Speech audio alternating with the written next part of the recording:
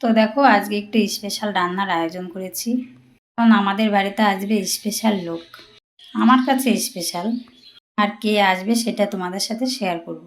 আর তার আগে দেখো চিকেনটা বসিয়ে দিয়েছি আর খুব যত্ন করে রান্না করছি, বেশ লাল লাল ঝাল ঝাল করে। আর আজকে রান্না করছি চিকেন বিরিয়ানি। চিকেন বিরিয়ানিটা করছি আর খুবই টেনশন হচ্ছে যে কেমন হবে না হবে খেতে। আমার দেখো বিরিয়ানিটা রান্না কমপ্লিট হয়ে গেছে, তো দেখা যাক কেমন হয় খেতে, কি বলে।